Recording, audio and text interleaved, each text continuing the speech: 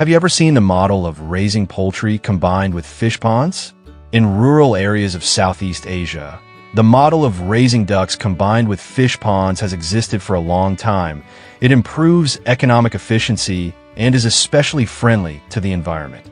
This method not only makes the most of natural resources, but also brings stable profits to millions of farmers in the region. Please join us to explore what duck farms combined with fish ponds are like. Southeast Asian Duck Farm. How do farmers combine duck farming with fish ponds? Ducks are one of the earliest domesticated birds in the world, having been raised in some areas for thousands of years. To this day, ducks are still raised in large numbers for their meat, eggs, and down. The world produces over 3 billion meat ducks each year, and over 80% of these are raised in Southeast Asia in some form. They can be raised in closed farms or grazed in fields after harvest. One of the most common forms of duck farming in Southeast Asia is the combination of duck farms and fish ponds. Raising ducks in combination with fish ponds is a model that takes advantage of the symbiotic relationship between ducks and fish in a closed ecosystem. Ducks are free to roam on the water surface or pond banks, both looking for natural food and excreting manure directly into the pond. Nutrient-rich duck manure helps develop plankton, creating an ideal natural food source for fish. In contrast, fish in the pond eat algae, plankton, and some of the food that falls from the ducks, helping to clean the water environment and prevent pollution caused by duck droppings.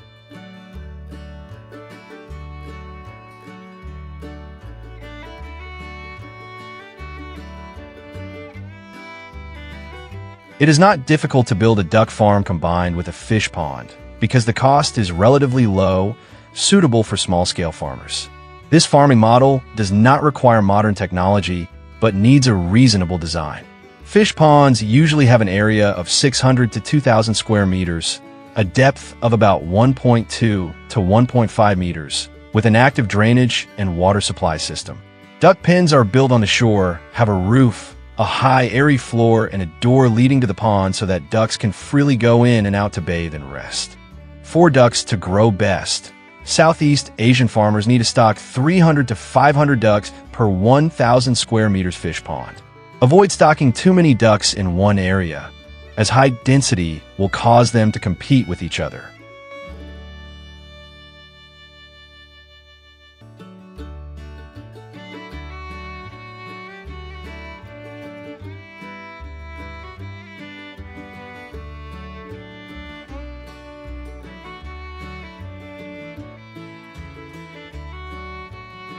One of the reasons for the rapid development of duck farms in Southeast Asia is the selection of duck breeds. Super egg duck breeds, such as grass ducks, super-laying hybrid ducks, or Peking ducks for meat, are more commonly chosen. These duck breeds have the ability to adapt very well to the climate in Southeast Asia and have the ability to grow quickly, as well as produce superior eggs. As for fish, farmers choose fish such as tilapia, catfish, carp, and silver carp because they are easy to raise, omnivorous, and have the ability to grow quickly. Duck houses are designed on fish ponds. They can swim freely, while duck manure is used as fish food. Farmers can also save on feed costs by feeding them agricultural products.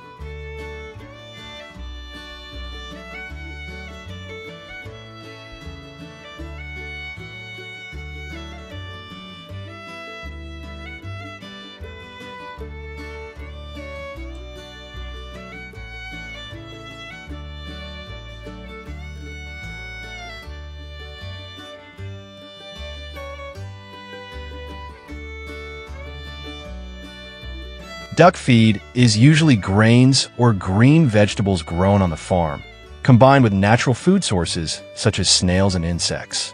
Many farms supplement industrial feed for ducks to help them increase their weight and egg-laying rate. Ducks can be sold after 50 to 70 days of rearing. Fish are harvested after 4 to 6 months. Therefore, farmers can harvest 4 batches of ducks and 2 batches of fish in a year, which brings real profits to farmers. Thanks to the integrated model, feed costs are significantly reduced, which will increase profits by 20 to 30% compared to single farming.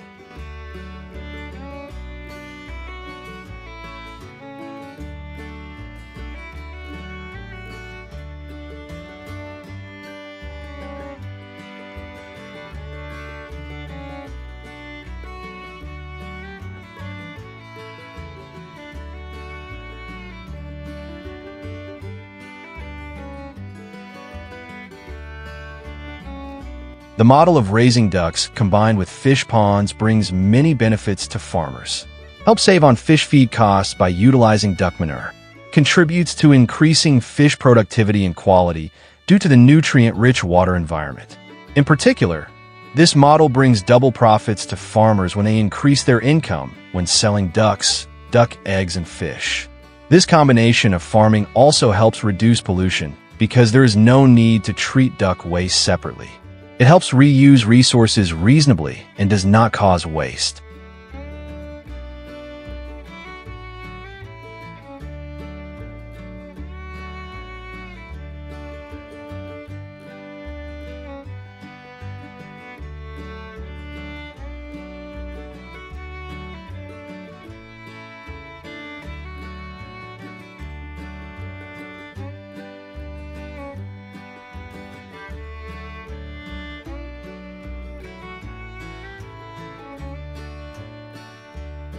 In addition to applying integrated duck and fish farming, Southeast Asian farmers are also famous for the practice of grazing thousands of ducks in rice fields after harvest.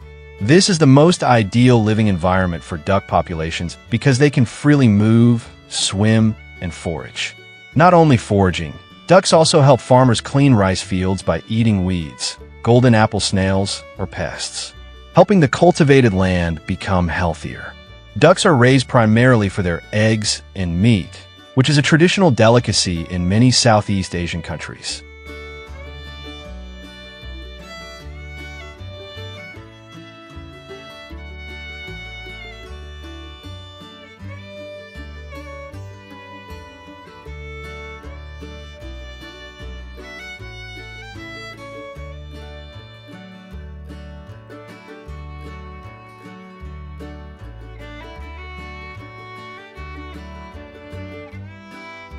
Duck is a popular dish in many Southeast Asian countries.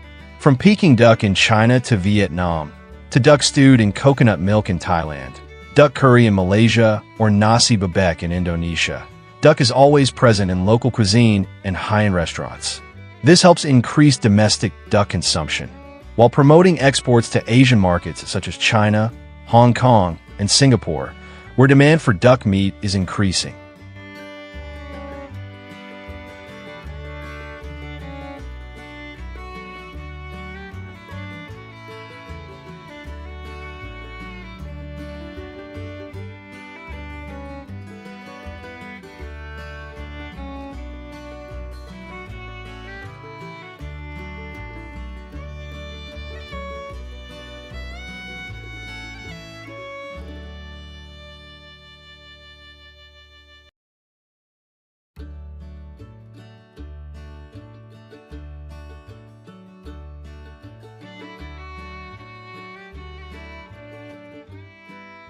Have you ever seen a farm model that operates without any costs? It sounds unbelievable, right? But in fact, many farmers have successfully applied a model that combines raising cows, raising ducks, and growing crops, saving a lot of costs. If you don't believe it, watch this video to find out how farmers run their farms.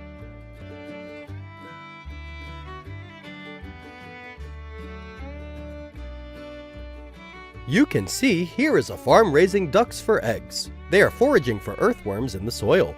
It seems that these ducks really like to eat worms. So, how to raise these earthworms for duck food?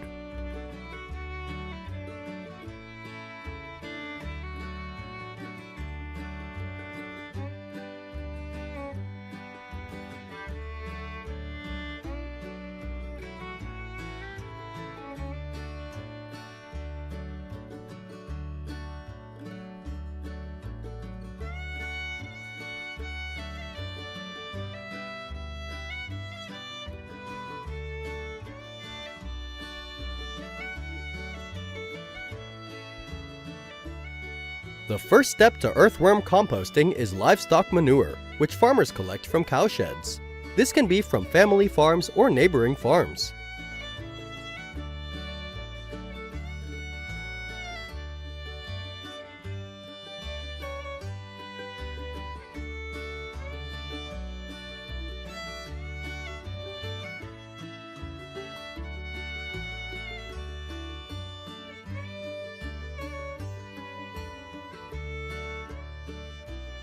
On modern farms, barn cleaning is done by automated robots or specialized equipment. On smaller farms, farmers often collect cow manure manually. Cow manure is collected in a designated area to prepare for further processing.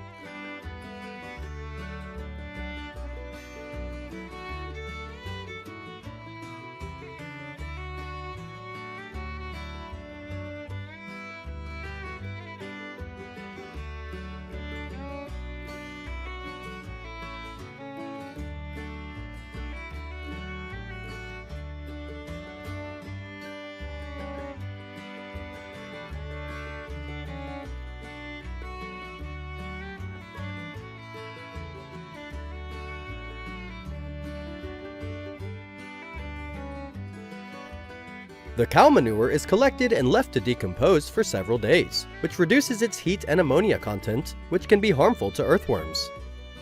The manure is mixed with other organic materials such as straw, leaves, or kitchen waste to form a balanced substrate. Farmers create worm beds using wooden boxes, pits, or concrete cages with proper drainage.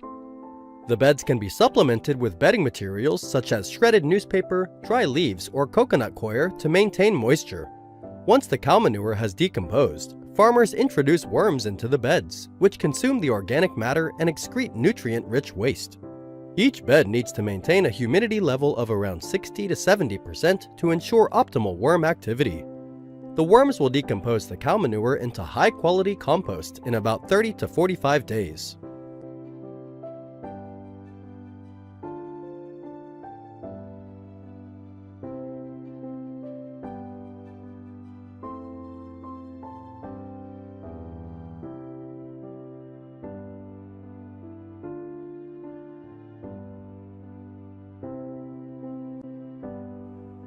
Compost made from earthworms is rich in nutrients such as nitrogen, phosphorus, and potassium, which are beneficial to plants. This type of compost is applied directly to vegetable or food crop farms, helping to optimize plant growth.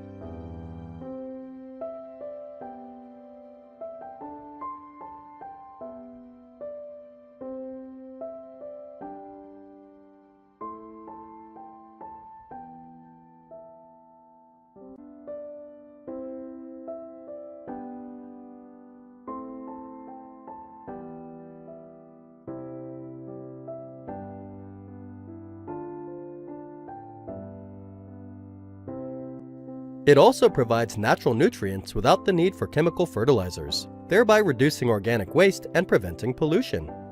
When the compost is dark and fluffy, it is harvested and used to enrich the soil for growing plants. The worms are separated and used as feed for farm animals, typically ducks.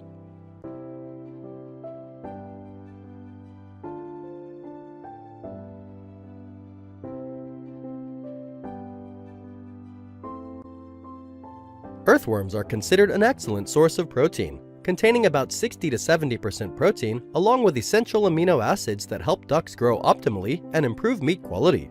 Farmers say that ducks consuming earthworms daily will improve their growth and muscle development, increase egg production in laying ducks, and enhance immunity and digestion. Furthermore, the method of combining earthworm farming with duck farming helps farmers save on commercial feed costs, thereby increasing their income. It also creates a self-sustaining ecosystem, in which cow dung and duck manure are used to feed worms and worms are used to feed ducks. In addition to using earthworms to feed ducks, farmers also raise worms as feed for chickens. Commonly raised worms are red earthworms, African earthworms, and Indian greenworms. They not only have the ability to reproduce quickly and have high nutritional value, but are also larger in size and adapt easily to the rearing environment.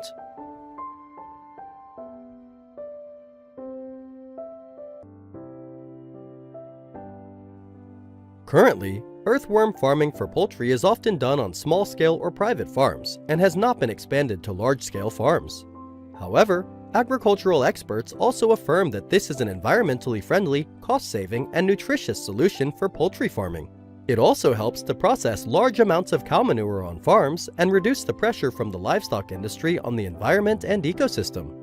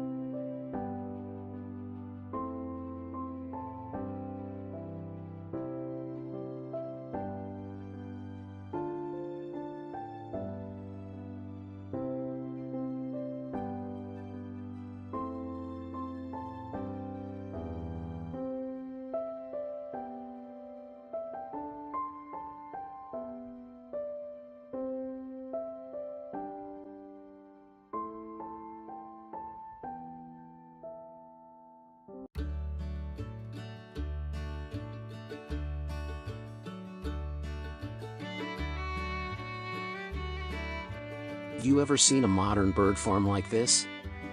It is not like a normal farm because the equipment and breeding environment are very modern. The bird species raised on this farm is the Houbara bustard, so what do people raise this bird for? Let's explore it with us now.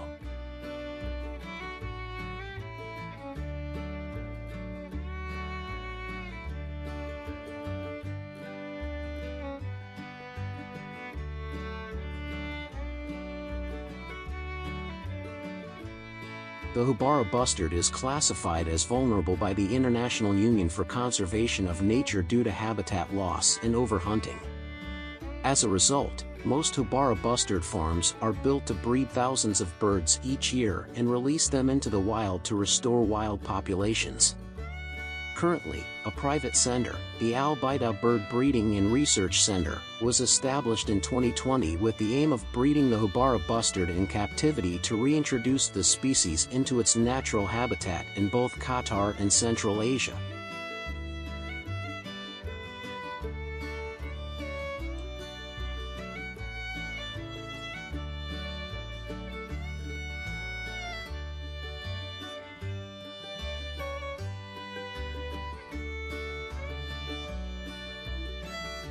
Currently, Al Baida Farm is raising 300 female Houbara birds and 200 male Houbara birds in separate cages.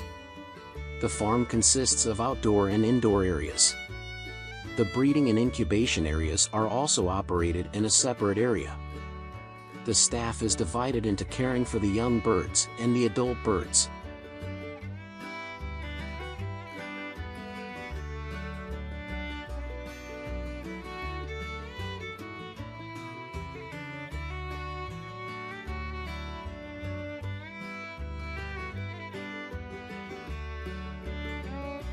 Adult Houbara bustards are kept in closed, carefully controlled temperature and light rooms throughout the year.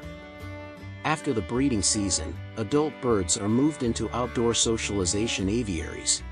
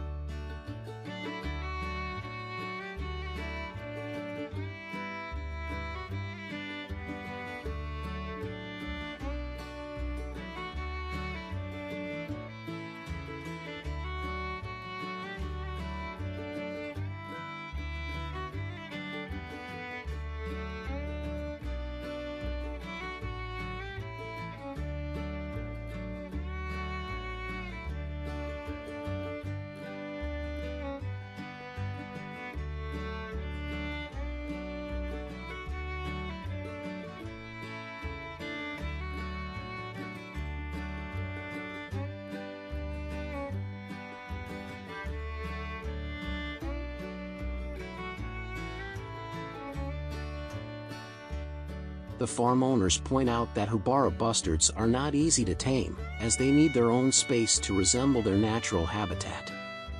Furthermore, they must be kept separate from other birds and animals, so the farm must allocate a separate building for the birds. Keeping Houbara bustards requires extreme care, with the facilities being cleaned and disinfected regularly, and workers being hired to care for them. All food and water provided to the birds must be kept clean and free of contamination. The diet is simple, consisting of local vegetables and grains. Some insects can also be added to provide protein for their growth.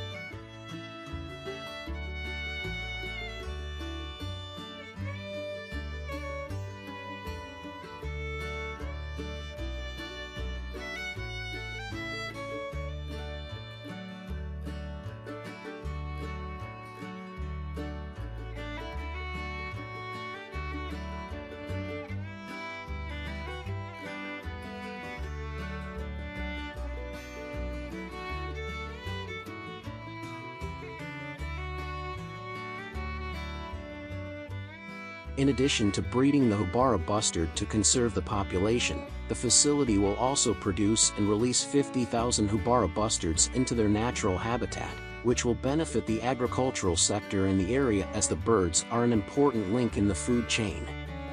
Scientists and local farmers also say that the Houbara bustard is a carnivorous bird that hunts worms and rats that are harmful to agricultural crops.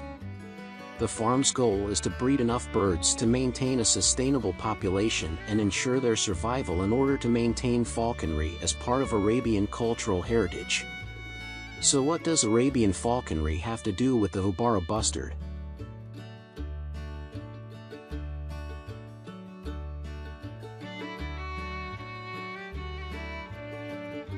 The Houbara bustard is the favorite prey of falcons in Arabia. Their declining numbers in the wild have affected both wild and captive falcon populations. Falconry has been an integral part of Arab culture for over 4,000 years. It is even recognized as an intangible cultural heritage in some Arab countries. Falcons are traded in famous markets, such as the International Falcon Exhibition in Abu Dhabi and the Souk Waqif Falcon Market in Qatar. Some rare falcons can cost more than $100,000, while rare and highly skilled hunting falcons can fetch even higher prices. Houbara bustard owners say Qatari falconers are particularly fond of the bird and consider it a valuable prey during the falconry season. Uncontrolled hunting with falcons or guns in the past caused the Houbara bustard population to decline. Now, as the Houbara population has gradually recovered, falconry activities have developed.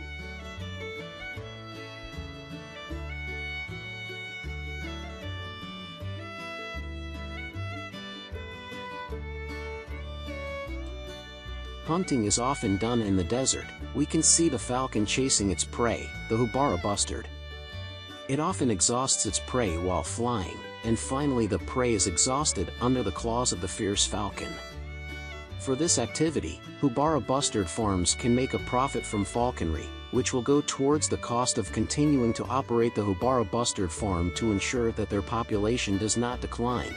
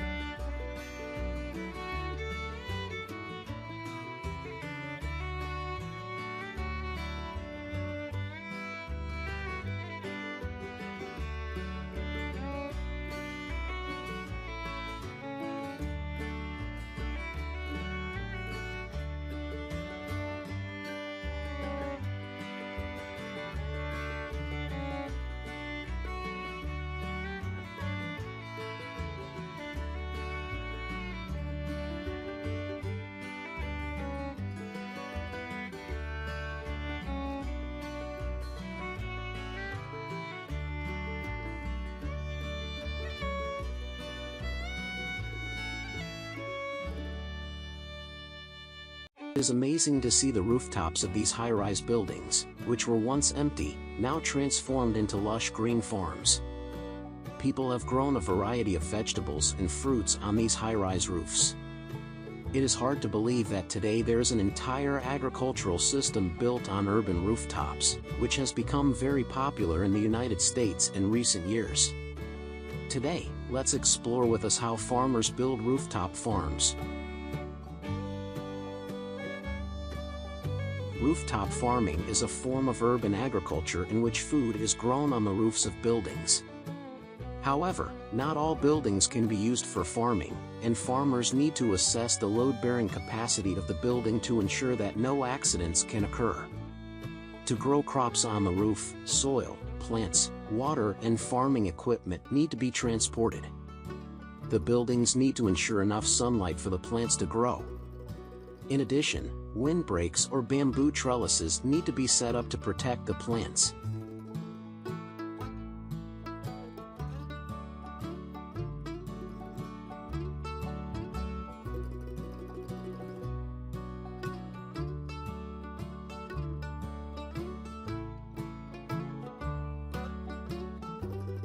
There are different types of rooftop farming such as soil-based farming, hydroponics, or aquaponics depending on the location and size of the building.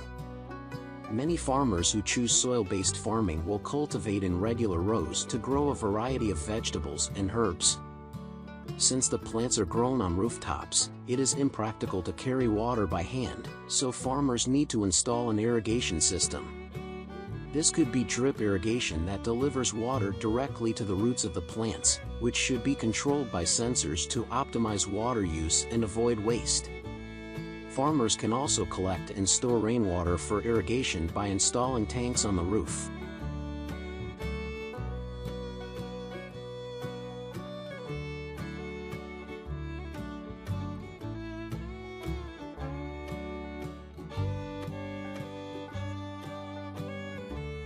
The soils used are light and organically fertilized for optimal plant growth. The organic fertilizers used in this environment are usually biochar or coconut fiber. Some people also use worm castings to create nutrient-rich soil. The crops chosen are usually light, fast-growing, high-yielding crops that are well-suited to rooftop conditions. Popular crops include lettuce, spinach, or kale. Herbs include basil, mint, coriander, and rosemary. Some rooftop farms even raise chickens for eggs or bees for honey production.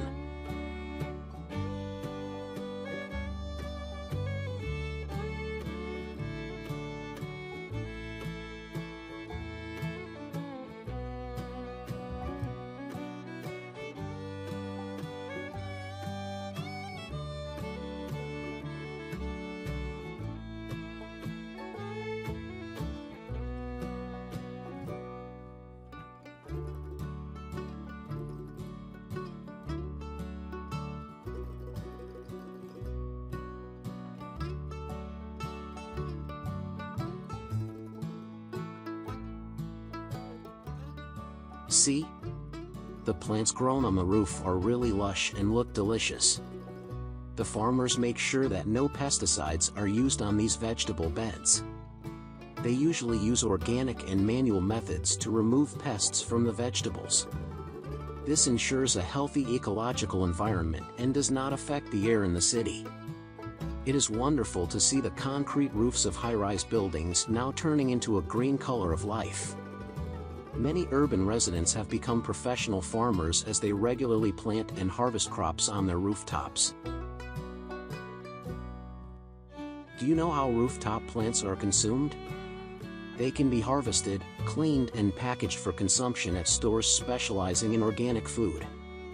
Many of these stores also grow vegetables on their roofs and sell directly at the store, saving costs and maximizing profits. Not only that, these organic vegetables and fruits are also sold to restaurants inside the building to serve diners.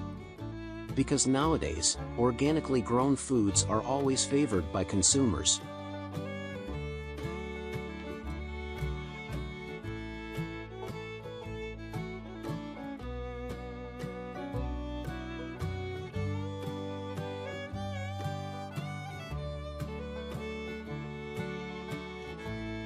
Rooftop agriculture is currently only developing on a small scale in some developed countries such as the US and some countries in Europe. Although it is not yet widely popular, with the benefits it brings, it will certainly be considered a new agriculture in the future. Rooftop farming has many benefits. The most obvious is that it can reduce the extreme temperatures in cities during the summer. This reduces the amount of energy needed for heating and air conditioning systems, as well as the pollution created by heating and cooling. This also reduces the cost of heating or cooling a building. Rooftop farming systems can also reduce noise pollution from the city and protect roofs from the sun, rain, and wind. In addition, it helps cities become more self-sufficient in food production.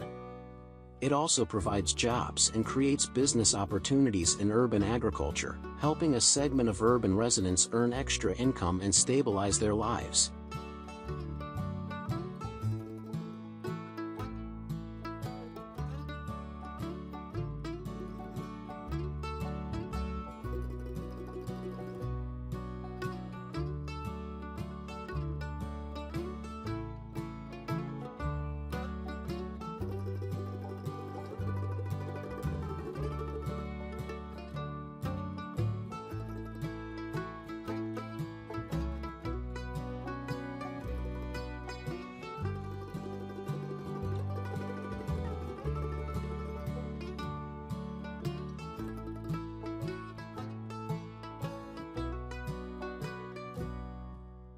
Nowadays, rooftop farming systems are also designed with multi-level hydroponic systems or combined with fish farming to diversify food sources.